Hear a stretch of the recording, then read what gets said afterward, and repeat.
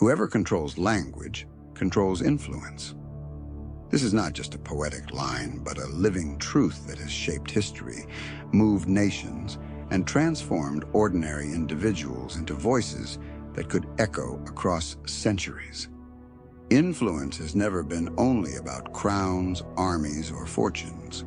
It is not reserved for those with titles etched in marble or names engraved in gold. Influence belongs to those who can move hearts and shift minds with words. And words, when used with care and vision, are among the most powerful forces in the human world. Think for a moment about how easily we underestimate language. We throw sentences into the air without considering their weight. Yet a single phrase can open a door in someone's mind or close it forever. A single story can unite thousands of strangers into a community. A single speech can spark hope during despair. And a single question, carefully asked, can transform resistance into willingness. That is why learning the art of persuasive language is not about manipulation. It is about awakening a deeper understanding that words are vessels of meaning, tools of connection, and bridges between inner worlds. Every conversation, every story told across a dinner table, every presentation in a boardroom, every whisper of encouragement to a friend, each is a chance to shape reality through language. And here is the beauty. You do not need to be wealthy, powerful, or famous to wield this influence. You only need awareness and practice. The person who learns how to speak with clarity, with sincerity, and with presence begins to hold a power that no throne can offer and no law can revoke.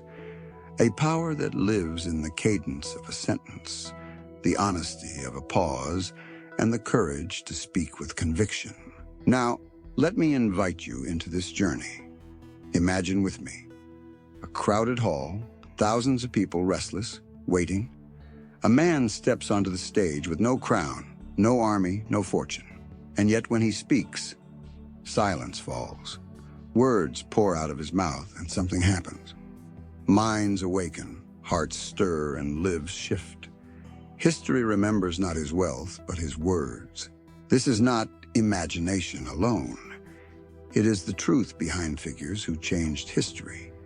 Teachers, prophets, reformers, leaders, and even ordinary citizens who dared to speak. Their strength was not in command, but in communication.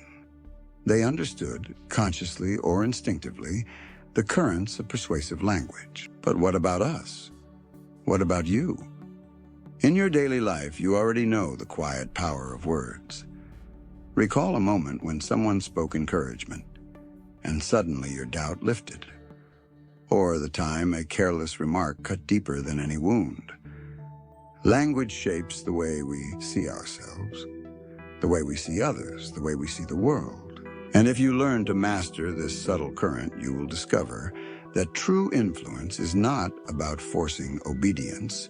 It is about opening space for recognition, resonance, and choice. If you are listening now, I ask you something simple.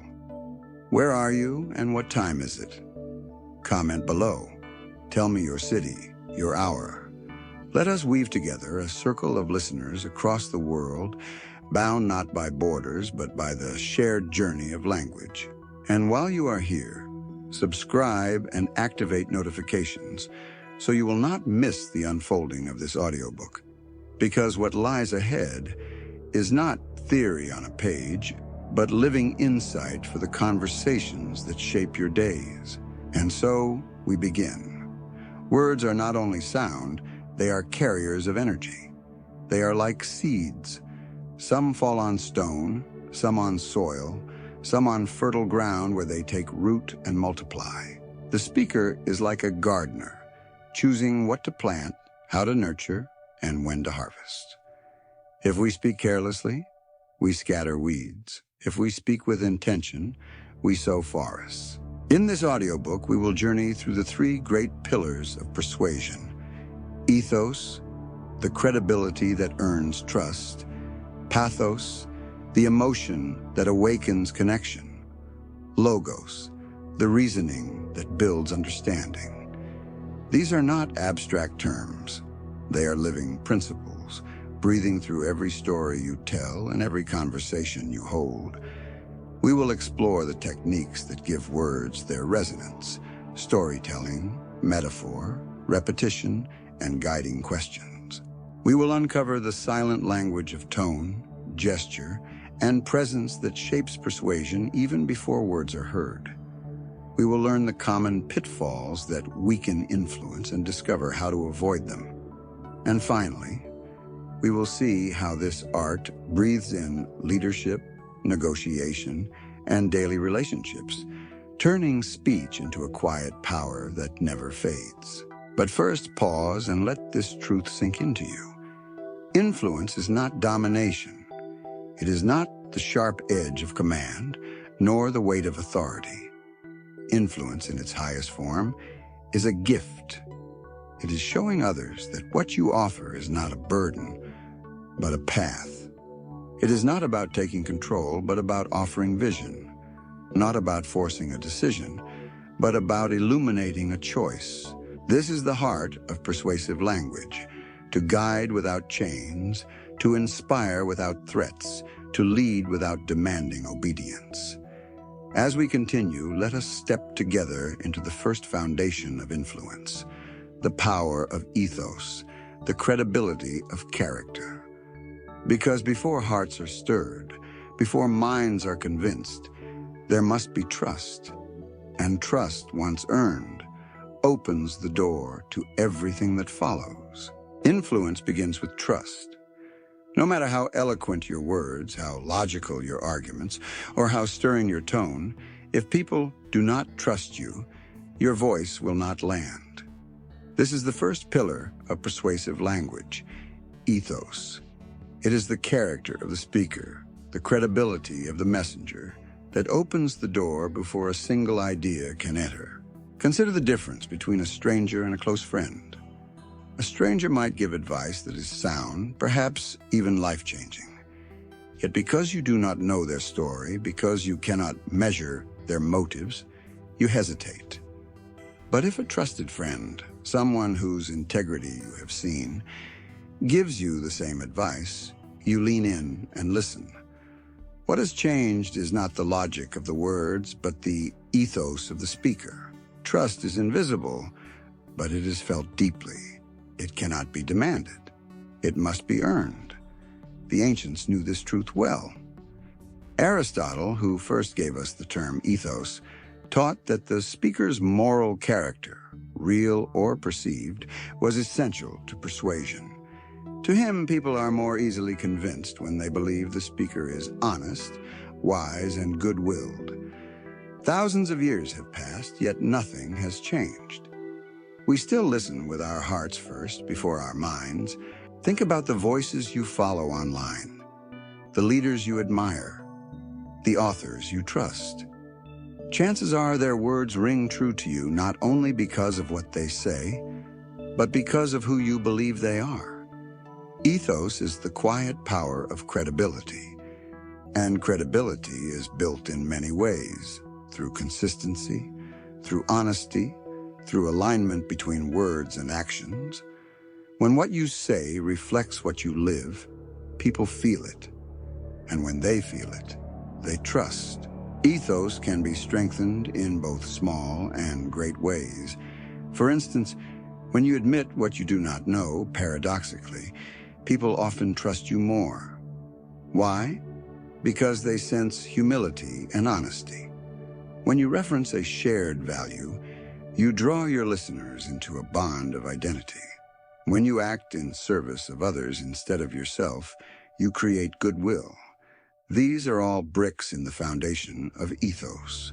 But ethos is not built in a day. It is cultivated over time.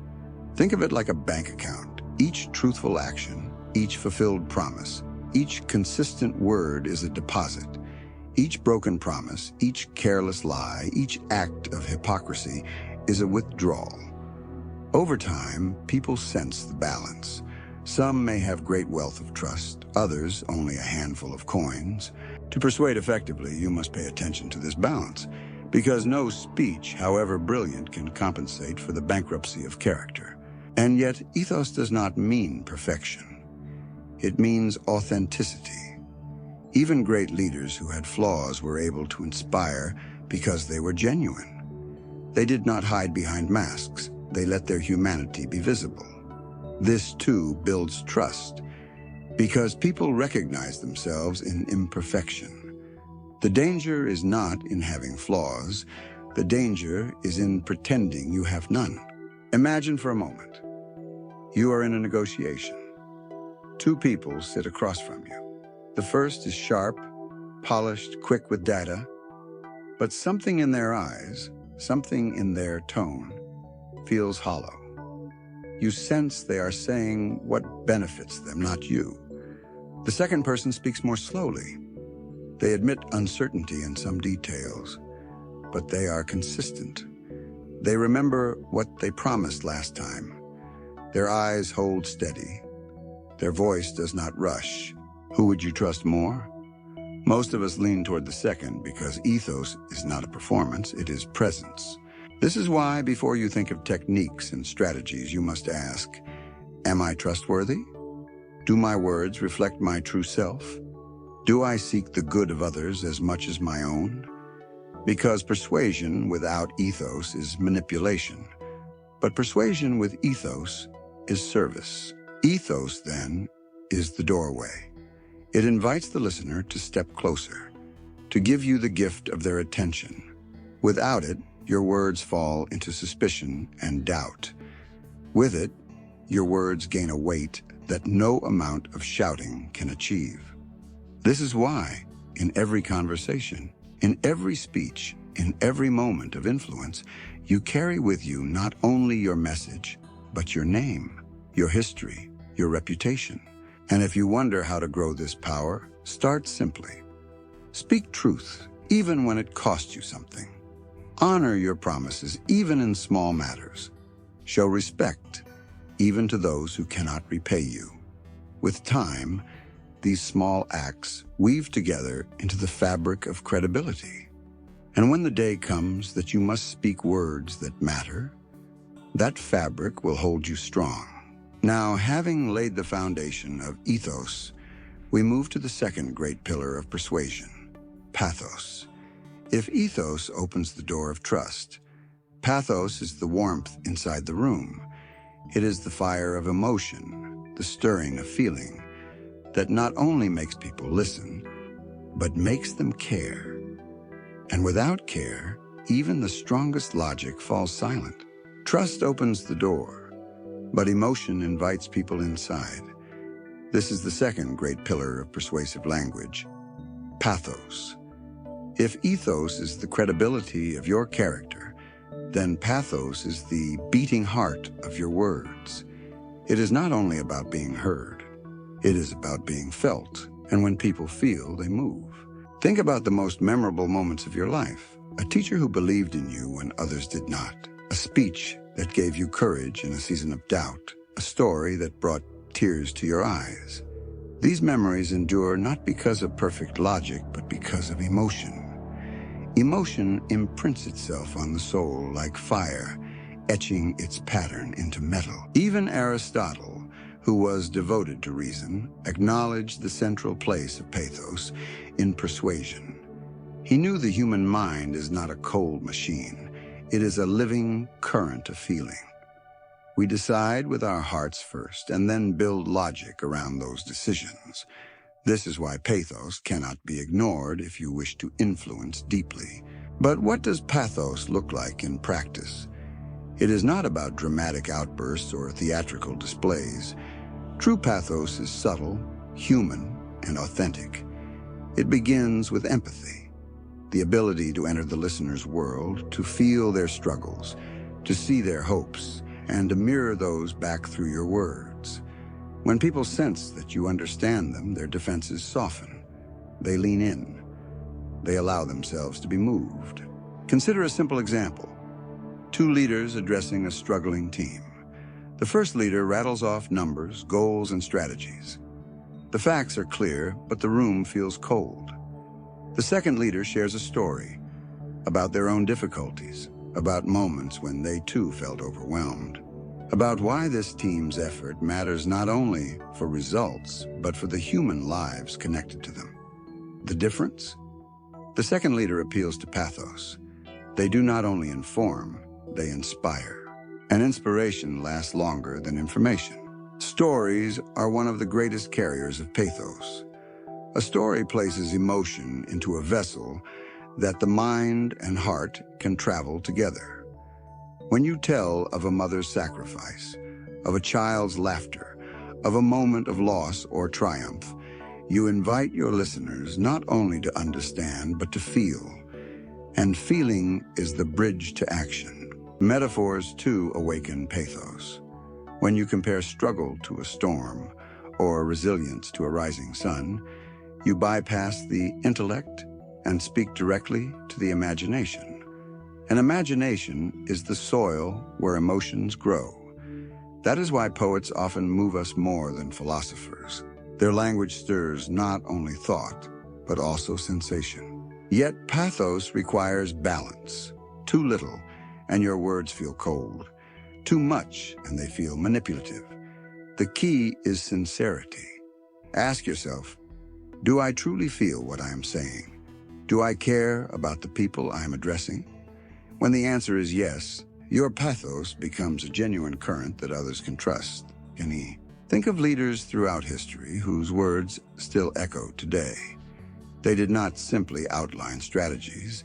They painted visions. They described dreams, hopes, and fears in ways that made listeners say, "That is my story too." This shared emotion creates unity. It binds individuals into a movement, strangers into allies, listeners into participants. And in everyday life, pathos matters just as much. In a family conversation, it is the difference between commanding and connecting. In a negotiation, it is the difference between pushing a deal and building a relationship. In friendship, it is the difference between being present and being distant. We are emotional beings, and to pretend otherwise is to miss the essence of influence. Now pause for a moment. Remember the last time someone's words moved you to tears, or laughter, or determination. Ask yourself, what made those words so powerful? Chances are it was not the precision of their data. It was the resonance of their emotion. As you begin to apply pathos in your own life, start with listening. Feel before you speak. Notice the emotions present in the room. Mirror them, name them, acknowledge them.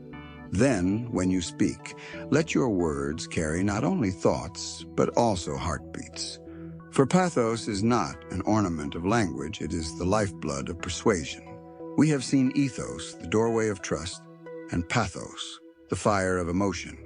But even fire must be guided, or it burns without direction. This is where the third great pillar enters. Logos, the strength of logic. Because after trust is built and emotions are stirred, the mind seeks clarity.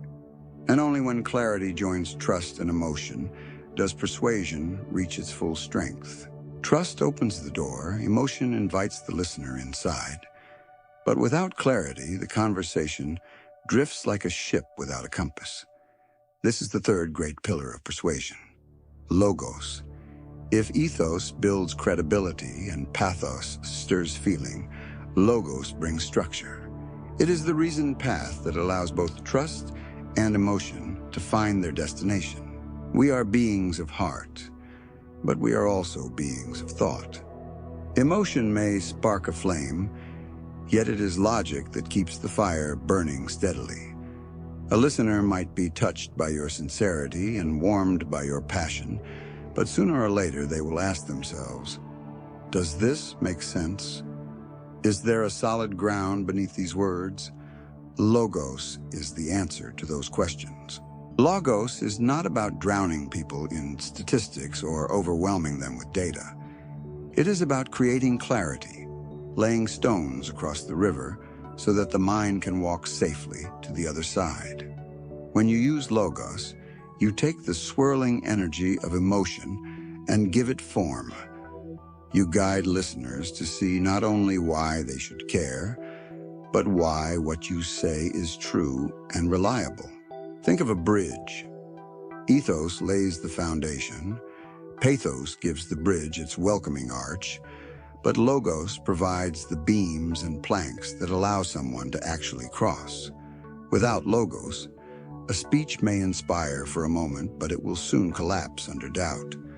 With Logos, the inspiration becomes actionable because the mind has been given reasons to move. Consider how great leaders and communicators weave Logos into their language. They do not recite endless numbers, but they use facts to strengthen their narrative. They do not flood listeners with technical detail, but they highlight patterns, cause and effect, and simple truths that make the message undeniable. For example, when speaking of justice, a leader may awaken emotion with stories of suffering, pathos, and establish credibility by showing personal integrity, ethos, but it is logos that frames justice as not only desirable, but necessary for the stability of society. Logos often appears in the form of structure. When a speaker says, "There are 3 reasons why this matters," the listener relaxes. The mind prepares to follow the map. This clarity is powerful because the human mind loves order. We seek patterns, and when someone provides them, our resistance softens. It also appears in the form of evidence. This does not always mean scientific proof. It can be examples from history, lived experience, or shared knowledge. When you remind people of what they already know to be true, you allow them to join the dots themselves. And persuasion that feels self-discovered is stronger than persuasion that feels imposed. Yet, logos too must be balanced. If you lean only on facts, you risk becoming dry, cold, and detached. Numbers alone rarely move people. They must be animated by story and emotion. But without logos, passion becomes empty rhetoric. True persuasion lives in the harmony of all 3 pillars, ethos, pathos, and logos. Imagine for a moment a courtroom. The lawyer rises to speak. If they lack ethos, the jury doubts their character. If they lack pathos, the jury feels no urgency. If they lack logos, the jury finds no reason to convict or acquit. But when all 3 are present, the credibility of the lawyer, the emotion of the case, and the logic of the argument, the decision becomes almost inevitable. In daily life, you too use logos more than you realize. When convincing a child to eat healthy food, you may say, "This will help you grow strong." That is logos, simplified. When you explain to a friend why they should consider a new job, you may point out the opportunities and stability it offers. That is logos, personal. Persuasion does not live only on grand stages. It lives in everyday conversations, where logic meets trust and feeling. So as you speak, ask yourself, have I given my listener a path to follow? Have I shown not only why they should care, but why this makes sense? If the answer is yes, your words gain both power and endurance.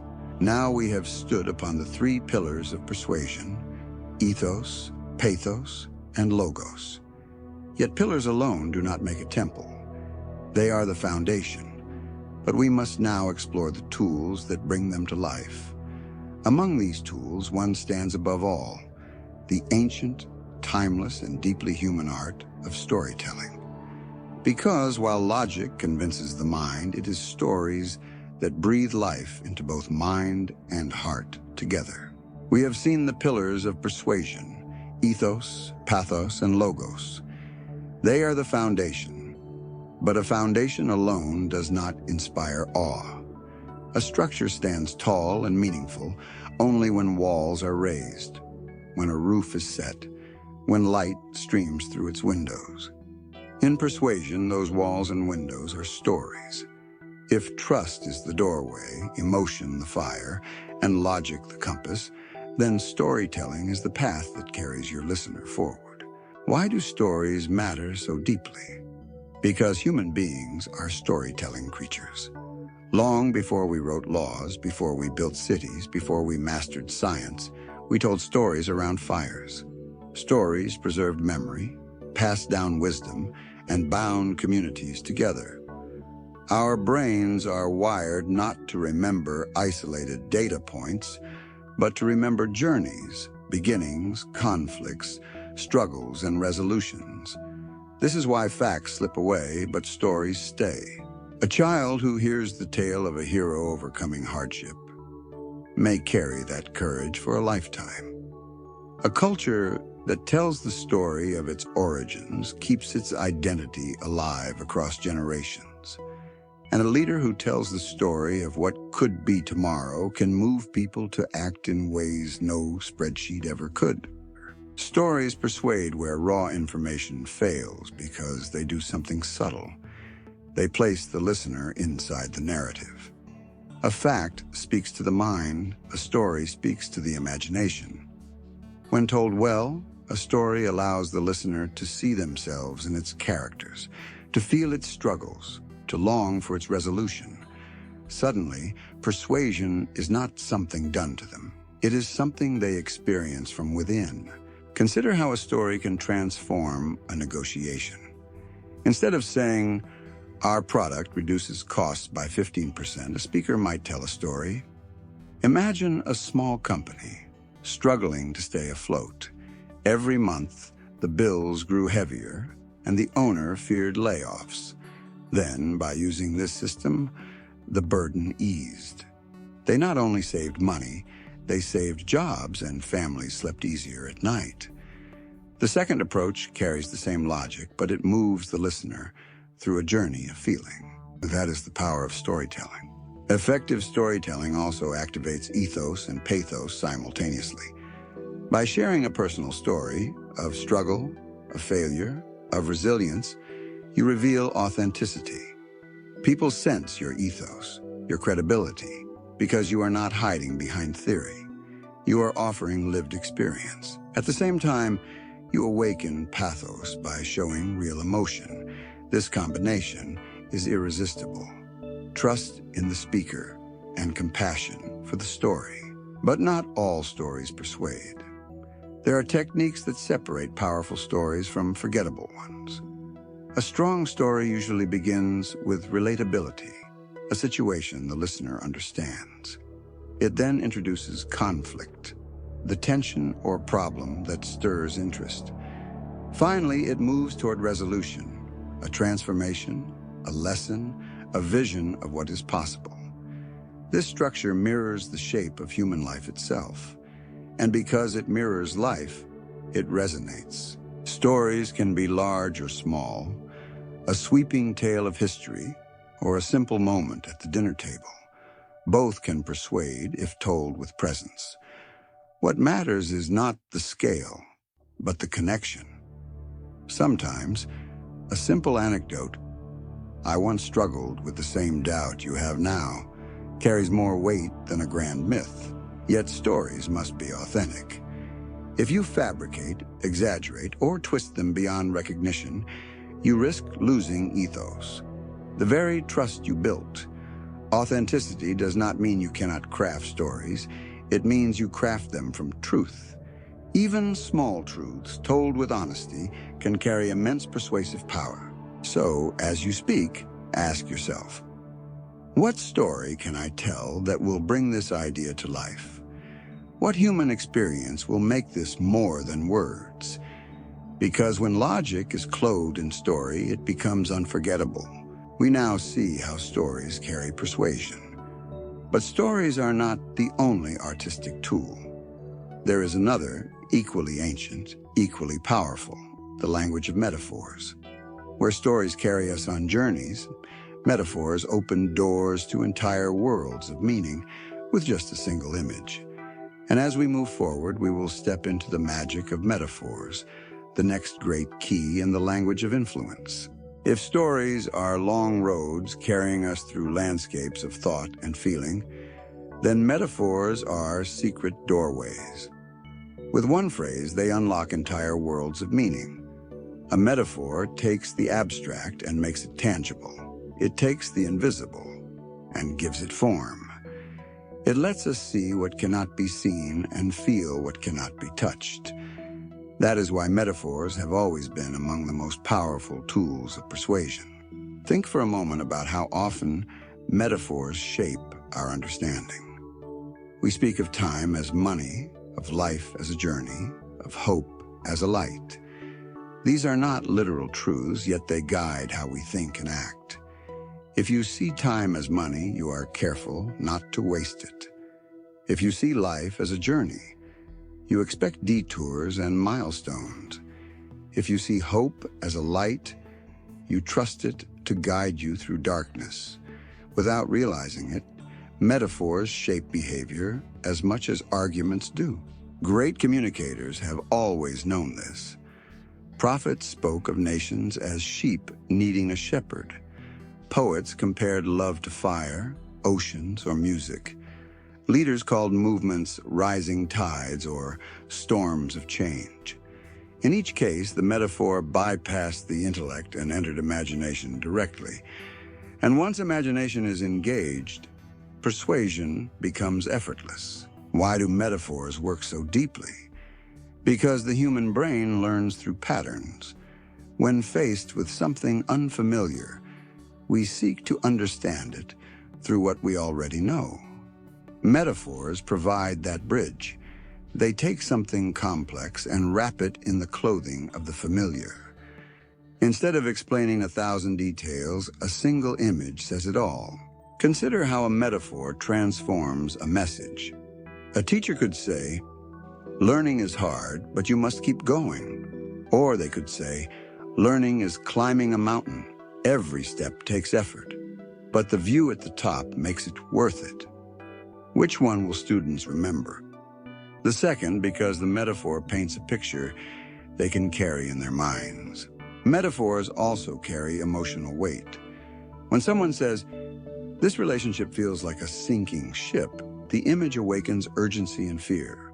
When they say, "Our team is a family," it awakens loyalty and care. Words alone inform, but metaphors transform. They give the listener not just information, but a way to experience it. But like all tools of persuasion, metaphors must be chosen wisely. A careless metaphor can distort, manipulate, or even harm. If you describe work as a war, you may create unnecessary hostility. If you describe people as machines, you may strip away humanity. This is why the metaphors we use matter, not only for persuasion, but for the culture we create. To use metaphors well, begin with simplicity. Choose images that are universally understood: nature, light and dark, journeys, storms, seeds, fire, water. These are archetypes woven into human consciousness. They speak across cultures and times. Then, let your metaphors arise naturally from your own experience, so they feel authentic. A forced metaphor feels hollow, but a lived one resonates. Metaphors can also be layered. A single speech might describe a challenge as a storm, then speak of building a ship, then describe arriving at a safe harbor.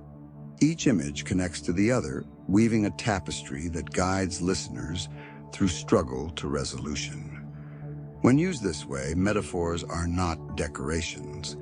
They are the very structure of persuasion. And in your everyday conversations, you already use them. When you tell a child to spread their wings, when you encourage a friend to plant seeds for tomorrow, when you say you feel drowned in work, you are shaping understanding through metaphor. The key is to use this tool consciously, to choose images that empower, uplift, and clarify rather than confuse or harm. Now we have seen how stories carry persuasion and how metaphors give it wings. But there is yet another tool, one that shapes rhythm, memory, and resonance. It is as old as chants, as enduring as mantras, and as effective in speeches as in simple conversation. It is the art of repetition. And as we move forward, we will see how repetition, carefully woven, engraves words into both memory and action. If metaphors are the wings of persuasion, then repetition is its heartbeat. From the chants of ancient rituals to the slogans of modern campaigns, repetition has been the invisible thread stitching words into memory. It is not the brilliance of a single phrase that endures, but the steady rhythm of words repeated, refined, and reinforced until they live within us. Think about the way we remember songs. Often it is not the verses, but the chorus that stays. Why? Because the chorus repeats again and again until the melody is imprinted in our minds. Persuasion works in much the same way. A powerful message delivered once may impress, but a powerful message delivered repeatedly, with rhythm and resonance, transforms into conviction. Throughout history, leaders have understood this truth instinctively. Martin Luther King Jr. stood before thousands and declared again and again, "I have a dream." Each repetition did not bore the crowd, it ignited them. With every echo of those 4 words, the vision became clearer, the hope became stronger, the message became unforgettable. Repetition carved the dream into history. Advertisers know this too. Slogans are rarely complicated. They are short, rhythmic, and endlessly repeated.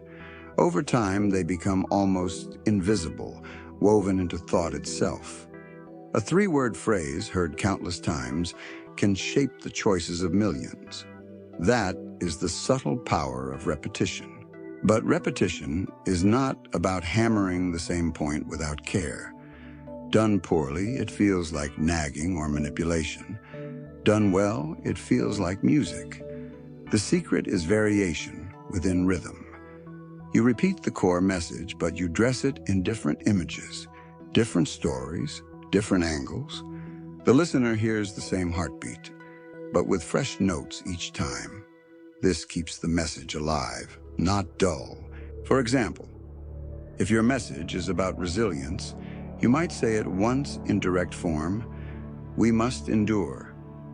Then you might tell a story of someone who persevered. Then you might offer a metaphor. Like a tree rooted deep, we stand firm in storms. Each expression is different, but the rhythm of resilience repeats. Over time, the listener cannot separate the idea from themselves. It becomes part of their inner language. Repetition also builds authority. When you state something once, it can feel like opinion. When you state it consistently, in varied but aligned ways, it begins to feel like truth. Our minds equate repetition with reliability. It is why rumors, repeated often enough, can feel believable. And it is why truths, if not repeated, can be forgotten. This is why you must wield repetition with responsibility. It is a tool that can uplift or deceive. Used ethically, it reinforces hope, courage, and clarity. Used carelessly, it can spread lies. The choice belongs to the speaker. But never underestimate how repetition engraves meaning. Think of how parents repeat lessons to children. Be kind, be careful, be honest. Over time, these words become inner guides. Think of how teachers repeat core ideas until they take root. Think of how faith traditions use chants, prayers, or hymns, words carried across centuries because repetition gave them wings that never tire. And so, in your own conversations, do not fear repeating what matters. Instead, repeat with intention. Choose a phrase that captures your heart, then let it flow naturally through your speech, your stories, your gestures. Let it be the thread that ties everything together. We have now seen how repetition engraves persuasion into memory. But memory alone is not enough. The next great tool invites the listener not just to hear, but to think, to engage, to step into the conversation themselves. That tool is the guiding question.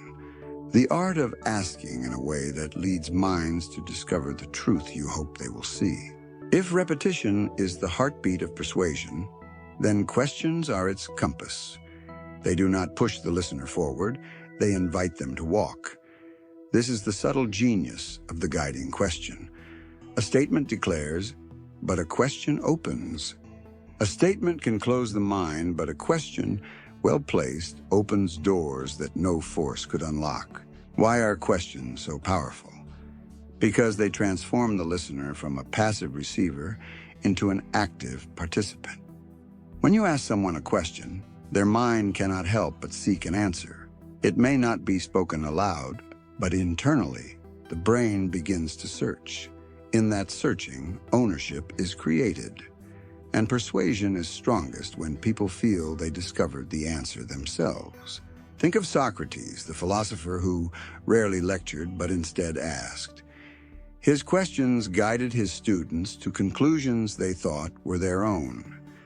This method, the Socratic dialogue, is still used today in classrooms, therapy, and negotiations. It works because the human mind resists being told, but embraces being guided. A guiding question is different from a trap. It is not designed to corner or humiliate, but to awaken insight. For example, instead of saying, "You must change your habits," one might ask, "How do you feel when your current habits control your life?" That question does not force. It invites reflection. Reflection leads to recognition, and recognition leads to change. Guiding questions are also powerful because they bypass resistance. When people sense pressure, they defend themselves. But when they are asked to think, they lower their guard. Consider a leader addressing a tired team. Instead of saying, "You need to work harder," the leader could ask, "What would it mean to you if our efforts today gave security to hundreds of families tomorrow?" The second approach awakens motivation, not through command, but through vision. There are many kinds of guiding questions. Reflective questions which turn attention inward. What do you truly want in this situation? Visionary questions which lift the gaze forward. What future would excite you most? Value questions which reveal deeper principles. What matters more here, speed or quality? Challenge questions which disrupt assumptions. What if the opposite were true? Each type shapes thought differently, but all share one trait. They lead without force. Guiding questions also strengthen relationships. When you ask sincerely, you show respect.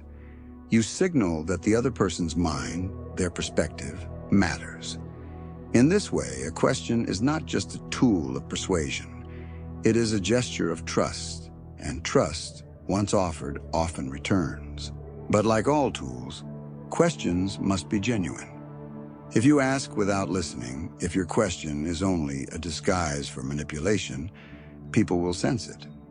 A true guiding question carries curiosity, patience, and humility.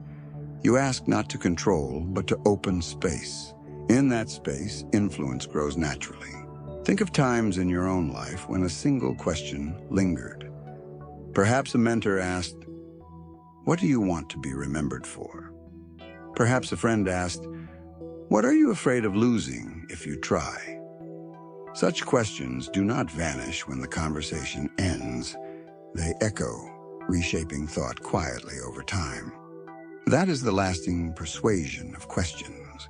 Now imagine weaving guiding questions with ethos, pathos, and logos.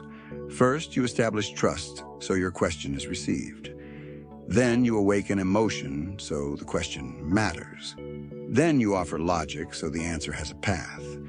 In this harmony, a simple question becomes a key that unlocks both heart and mind. We have now explored stories, metaphors, repetition, and guiding questions, the tools that give persuasion its artistry. But persuasion does not live in words alone. There is another language, silent yet louder than speech itself. the language of voice, eyes, and gesture. As we move forward, we step into the world of nonverbal communication, where influence often speaks before words are heard. Before words are spoken, persuasion has already begun. A glance, a tone, a gesture, these are messages in themselves. We call this the silent language, but it is anything but silent. It speaks constantly, often louder than words. When aligned with speech, it strengthens persuasion. When it contradicts speech, it weakens everything. Consider this. Someone says, "I'm fine." But their eyes avoid yours, their shoulders slump, their tone is flat. Do you believe the words or the body? Almost always we believe the body. This is the power of nonverbal language. It reveals what lies beneath the surface, whether or not the speaker intends it. Voice is the first dimension of this silent language. Not the words themselves, but the way they are carried. A steady, calm voice builds confidence. A trembling, rushed voice signals insecurity. Volume, pace, and rhythm all shape persuasion. Think of a storyteller lowering their voice to a whisper. Suddenly, the room leans in. Think of a leader raising their tone at the climax of a speech. The audience rises with them. The voice is not an accessory to language. It is its companion, shaping how every word is received. Eyes are the second dimension. They reveal attention, sincerity, and presence. When someone speaks without meeting your gaze, suspicion grows. When someone's eyes lock too harshly, it feels like domination. But when eyes are steady, warm, and attentive, they create trust. Great communicators know this. They do not stare people down, but they also do not hide. Their eyes say, "I see you, I hear you, you matter." And in that gaze, persuasion deepens. Gestures are the third dimension. Hands, posture, movement. These are extensions of thought. A speaker who gestures naturally feels authentic. One who stiffens appears false. Gestures amplify emotion. An open palm signals honesty. A clenched fist signals determination. Arms crossed signal defensiveness. The body cannot help but reveal the inner state. And when body and words align, listeners believe. But nonverbal persuasion is not only about controlling appearance, it is about awareness. Awareness of how your presence shapes the space. Awareness that silence can speak louder than sound. Awareness that a pause, a breath, a stillness can create more impact than a flood of words. The greatest communicators know when to speak and when to let silence carry the message. This silent language works not only in public speeches, but in everyday life. In negotiation, a steady voice can calm tension. In friendship, a gentle gaze can heal wounds. In leadership, an open posture can invite trust. These small signals accumulate, often unnoticed, but always felt. And there is a deeper truth here. Nonverbal language reveals character. You cannot fake alignment for long. A dishonest word might pass, but the body will betray unease. A manipulative phrase might sound smooth, but the eyes will flicker. This is why the most powerful persuasion comes not from performance, but from authenticity. When your inner life and your outer signals match, people feel it. They may not know why, but they trust you. So, as you practice the art of persuasion, remember that it is not enough to choose words. You must inhabit them. Speak them not only with the tongue, but with the whole body. Let your tone, eyes, and gestures echo your message. Because in truth, listeners are not persuaded only by what you say. They are persuaded by who you are, revealed in every movement. We have now seen the tools of persuasion: words, stories, metaphors, repetition, questions, and body language. Yet even with all this, persuasion can falter if we fall into common traps. And so, to grow in mastery, we must face the mistakes that weaken influence and learn how to avoid them. Even with trust, emotion, logic, and technique, persuasion can stumble. Why? Because the speaker makes mistakes that weaken their influence. These errors are not always dramatic. Often, they are small missteps, overused words, careless tone, neglect of the listener, that quietly drain power from speech. To master persuasion, we must face these pitfalls honestly and learn to avoid them. One of the most common mistakes is speaking too much and listening too little. Many believe persuasion is about filling the air with words, overwhelming the other person until they yield. But persuasion is not a flood, it is a flow. The listener must have space to breathe, to respond, to feel heard. Without that, no matter how strong your argument, the walls of resistance remain. The best persuaders speak less than they listen. They shape their words around what they hear. Another mistake is ignoring emotion and focusing only on logic. Some people believe if the facts are clear, persuasion is guaranteed. But facts alone are cold. Without pathos, without feeling, the listener has no reason to care. A spreadsheet does not move the heart. When persuasion fails, it is often because the speaker forgot the listener is human, not a machine. The opposite mistake is just as dangerous. Appealing only to emotion and neglecting reason. Stirring feelings without offering substance is manipulation. It may inspire in the moment, but it leaves nothing to stand on. When emotion fades, doubt returns. This is why logos, logic, must always accompany pathos. Balance is everything. Another pitfall is overusing technical language. Words that feel impressive to the speaker often confuse or alienate the listener. True mastery is not in speaking with complexity, but in speaking with clarity. When persuasion fails, it is often because the message was wrapped in jargon instead of humanity. Great communicators translate complexity into simplicity. There is also the mistake of contradicting oneself, saying one thing, but living another. This destroys ethos. A single act of hypocrisy can undo years of credibility. Remember, people may forgive errors, but they rarely forget inconsistency. If your life and words do not align, persuasion collapses. Another danger lies in pressuring rather than guiding. When someone feels forced, they resist. Even if they agree outwardly, inwardly they rebel. Persuasion is not about victory. It is about harmony. You do not win by overpowering. You win by aligning. To push is to invite resistance. To guide is to invite cooperation. Finally, one of the most subtle but deadly errors is forgetting the listener altogether. Some speakers fall in love with their own words, their own voice, their own brilliance. But persuasion is never about the speaker.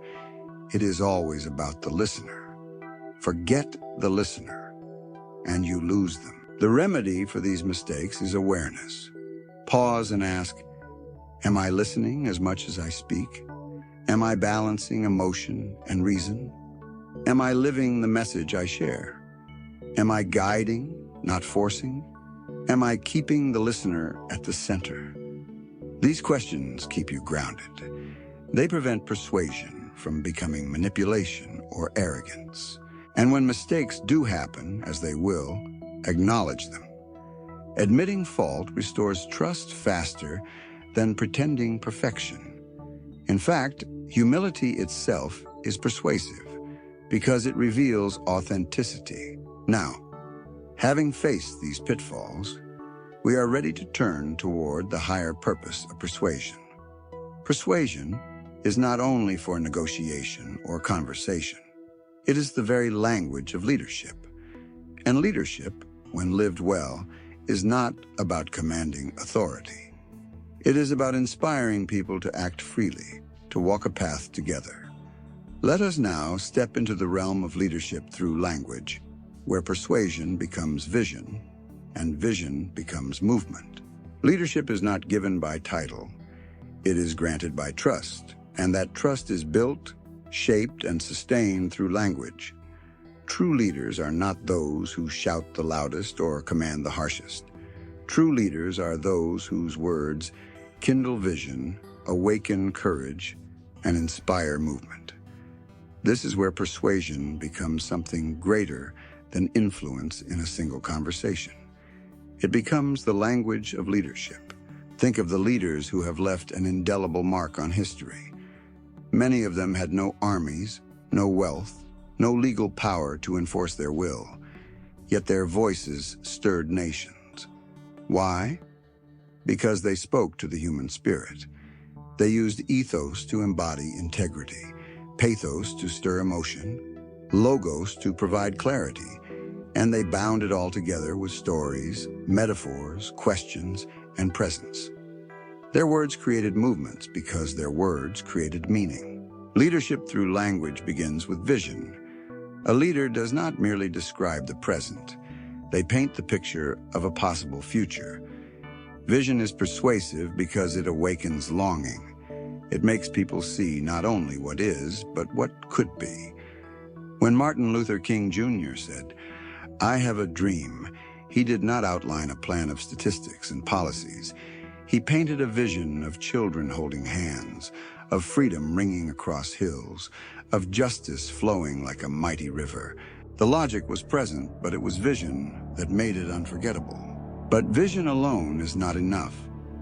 Leaders must also connect the vision to the people. This is where language becomes relational. It is not about saying, "Here is my dream," but about saying, "Here is our dream." This shift from individual to collective turns followers into participants. A leader's words must bridge the gap between the personal and the communal. In practical terms, leadership language shows up in countless small ways.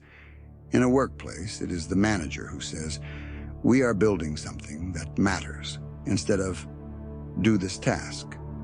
In a community, it is the neighbor who says, "Together we can make this street safer," instead of, "Someone should fix this."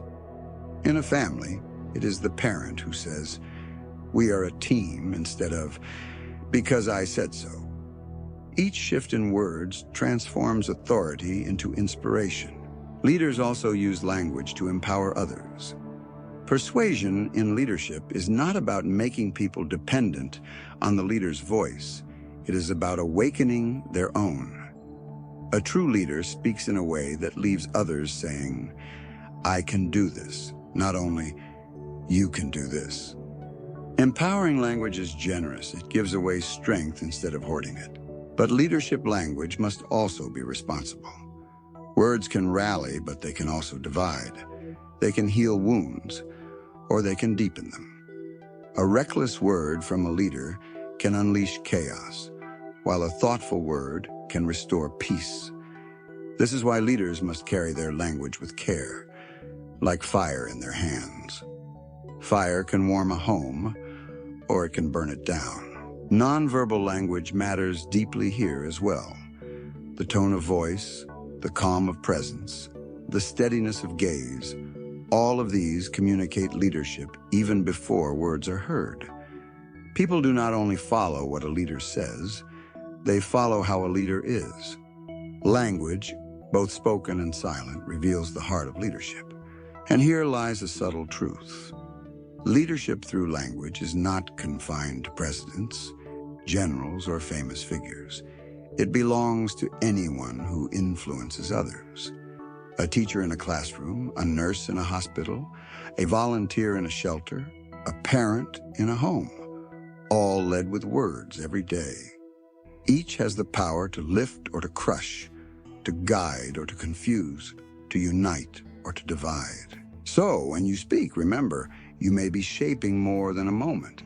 You may be shaping a movement, even in small circles. Your words carry more weight than you realize. We have now arrived at the edge of our journey. We have seen the pillars, the tools, the pitfalls, and the power of leadership through language. One final step remains: to see how persuasion, weaves into all of life, not as technique, but as a way of being. In this last part, we will step into the vision of the persuasive life, a life where influence is not force, but presence, and where words become seeds that grow far beyond ourselves. Persuasion is not a single act. It is not confined to a speech, a meeting, or a negotiation. Persuasion, at its highest form, is a way of living. It is how we show up in conversations, how we shape relationships, how we embody integrity. To live a persuasive life is not to constantly seek to convince, but to constantly offer presence, clarity, and meaning through the words we choose and the way we carry them. Think of your daily interactions. With friends, persuasion may mean listening deeply, asking questions that invite honesty, speaking encouragement when doubt hangs heavy. In work, persuasion may mean painting the bigger picture, reminding your team not only of the task at hand, but of the value it serves. In family, persuasion may mean guiding without harshness, teaching with patience, leading with example. The persuasive life is woven through the ordinary, not only the extraordinary. At its heart, persuasion is service. To persuade well is not to impose your will, but to help others see truth more clearly, to help them act on values they already hold, to awaken in them courage they had forgotten. This is why persuasion is not manipulation. Manipulation serves the self at the expense of others. Persuasion, rightly lived, serves both self and others together. It seeks harmony, not control. Living a persuasive life also means aligning inner and outer worlds. If your words speak kindness, but your tone drips with contempt, no one will believe you. If you speak of honesty but live with deceit, your voice will collapse under its own weight. The persuasive life requires congruence, integrity that allows people to trust not only your words, but your being. This is not perfection. It is authenticity. To live persuasively is to be genuine in both strength and weakness. When you admit mistakes, people trust you more. When you share struggle, people see themselves in you. When you celebrate joy, people are lifted with you. Language becomes persuasive not when it is polished like glass, but when it is real, like water flowing clear. And consider the ripple effect of such a life. A single word of encouragement can alter the course of someone's day. A thoughtful question can redirect someone's future. A story shared in vulnerability can heal wounds in another's soul. These moments of persuasion may feel small, but like seeds, they grow in ways unseen. Years later, someone may remember your words as the turning point of their journey. This is why persuasion is not an occasional skill, but a lifelong practice. Every word is a choice. Every gesture is a signal. Every silence is a message. The persuasive life is about choosing these with care, knowing they reach farther than you imagine. And so, we return to the truth we began with. Influence is not the domain of power, wealth, or status. It is the gift of those who speak with intention. Persuasion is not about forcing others to hear you. It is about helping them see the value in what you say. Persuasion, in the end, is not about victory. It is about connection. To persuade is to bridge the gap between minds, to let hearts meet in understanding. The three pillars, ethos, pathos, logos, are not formulas. They are reflections of our humanity. Ethos reminds us that trust is sacred. Pathos reminds us that feeling is essential. Logos reminds us that clarity is necessary. Together they weave the language of influence that endures. But persuasion grows when adorned with artistry. Stories that breathe life into facts, metaphors that paint visions in the imagination, repetition that engraves meaning in memory, questions that awaken self-discovery, and body language that speaks beyond sound. These are not tricks. They are mirrors of how humans naturally learn, remember, and change. Mistakes will come, yes.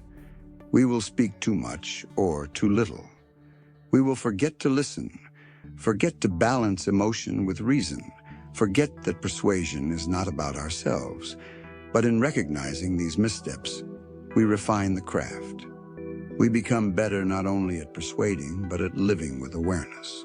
And when persuasion rises to its highest form, leadership, it ceases to be about the self at all. Leadership through language is vision that inspires, presence that steadies, words that awaken. It is not the voice that says, "Follow me," but the voice that says, "Let us walk together." That is the persuasion the world longs for. The persuasive life, then, is not something to perform.